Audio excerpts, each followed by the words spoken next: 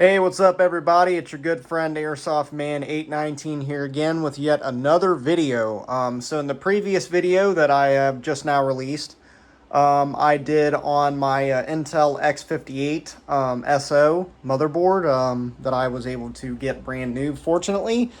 So in that video, I mentioned that the LGA 1366 socket is sort of difficult to find a cooler for. Thankfully, I was able to find a cooler that was made around the same era as the 1366 and was made pretty much for the 1366. And this actually is from a company that is known for making mostly server coolers anyways.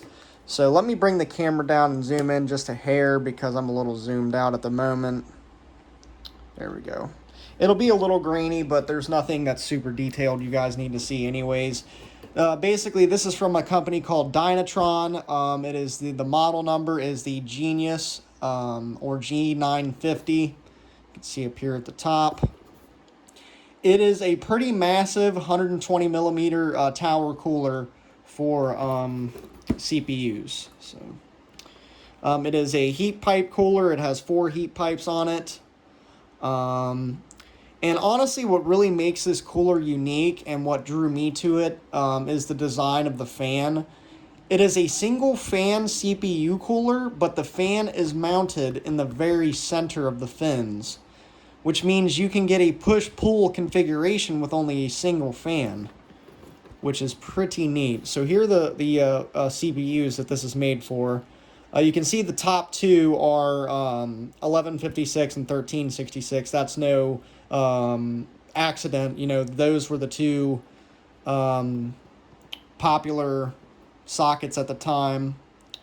You can see there's not really much else as far as newer sockets on here. The newest on here is 1156, and that's it. So gives you an idea how old this thing is, and it's honestly pretty ahead of its time.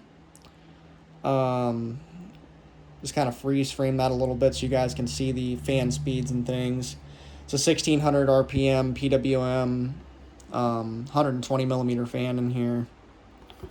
Okay, so I have all the small stuff out of here already, laying on the other table, and I'll go over it one at a time after I take the actual cooler out, because that's what people want to see anyhow, is the cooler. The brackets aren't as cool as the cooler, no pun intended. So here it is. Let's go ahead and take the little plastic pieces off, get our box out of the way so we can get a better look at the cooler itself. I'm going to kind of try and grab it by the heat pipes down here, because these fins are pretty thin, so if you hit them too hard, you will bend them. But you can just see how massive this cooler is. It's pretty ridiculous. Here's an Xbox controller for size, and it kind of dwarfs an Xbox controller. So that tells you just how big this thing is. It's very, very big for a single fan cooler, and you can see there's this fan shroud. I have the cable's kind of shoved inside of the fan at the moment. Let me work that out. You can see the fan is in there. It's just completely shrouded on the sides and on the top. So you basically, while this is running, you can touch it. And it might be warm, but you will not hurt your fingers on the fan because you cannot touch the fan blade.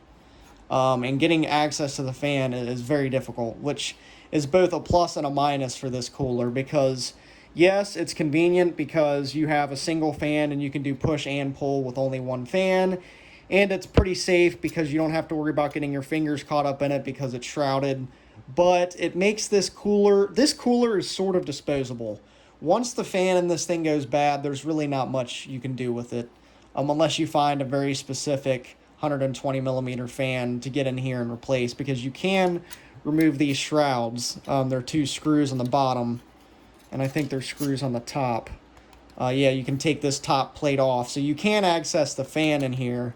It's just you're not going to have a good time replacing it, because finding that specific fan here in 2021 is going to be kind of hard. So it's made by Dynatron.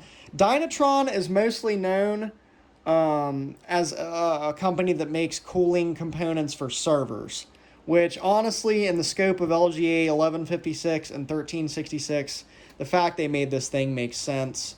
But it's not a server cooler. It's one of the few coolers that Dynatron has made that is not a server cooler. They're mostly well known now for their server coolers and their extremely low profile coolers. So you have 4 heat pipes on the bottom, and really the only thing that concerns me is there seems to be a bit of a gap between them. It feels flat. It doesn't feel like there's any high spots or anything like that. It looks flat, but there is somewhat of a gap. I'm going to zoom out so you guys can get the full sharpness of the image here. But you can see there is just a little bit of a gap in between some of these heat pipes and the actual block. But you can see it also has fins on the underside of the cold plate as well. And the heat pipes are 6mm, I believe. And they are copper, but they are plated up here. I'm assuming that's zinc plating or something of the like. So, really neat cooler. I haven't got the opportunity to test it yet. It takes has a 4-pin PWM connection, which for a cooler this age is actually pretty surprising, but it was a pretty high-end cooler for the time. So, very unique, really cool. I'm not sure if there's other companies that made coolers like this. I'm sure there were, but I've not seen them. It seems like a really unique design to me. So, some of the brackets included. You have your AMD brackets. This is AM2, AM3. Because AM2 and AM3 are basically the same bracket size. So mounting the brackets, because all the brackets mount the same, they're just slightly different brackets. You have 2 screws that are included, and you basically would slide this bracket onto here and just screw it down. And then the cooler would screw into your existing AMD backplate. So you have 2 of these. Cool thing is you can install these with no tools. Matter of fact, this is a completely toolless design. There are no tools. So the rest of the brackets, the Intel specifically, use push pins, and the brackets look like this. So there's 2 in each bag. And they're labeled. This is the 1156 brackets, and your push pins slide through these square holes here and clip to the motherboard. I'll show you guys what those push pins look like.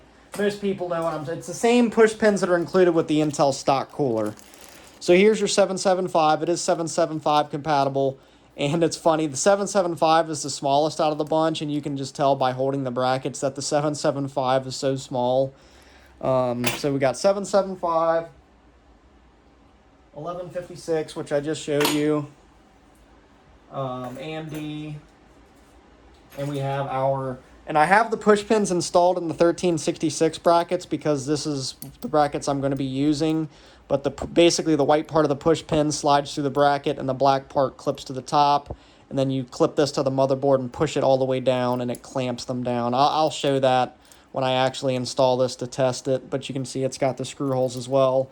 And that's how these would work, is that they would slide onto here, screw down, and then these push pins would clamp the cooler to your motherboard.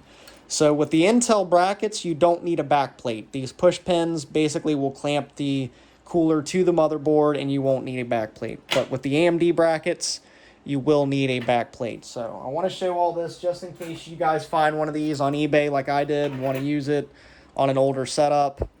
So the little screws, includes 4 of them. Only 4. You do not get any extras. So if you lose the screws for these 4 holes, you are screwed because they only include 4. So you better hope you find some screws the exact same size if you lose these.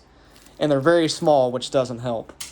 And they also include, hilariously enough, thermal compound. This being over 10 years old, I don't know if it's still any good. I'd be curious just to see if it is, but I would not trust it to any degree. So unless you're using this for some really quick testing or something, I would throw this away. I think that's all. You also obviously have your instructions, which I'm not going to go in depth because I literally just told you how to fucking do it. So hope you guys enjoyed this little video on the Dynatron G950 CPU cooler. I will be uploading a separate testing video once I get a big power-hungry processor to clamp this thing to. So I hope you guys enjoyed the video. Stay tuned for more content from the Airsoft Man 819 channel, and I will see you guys in the next one.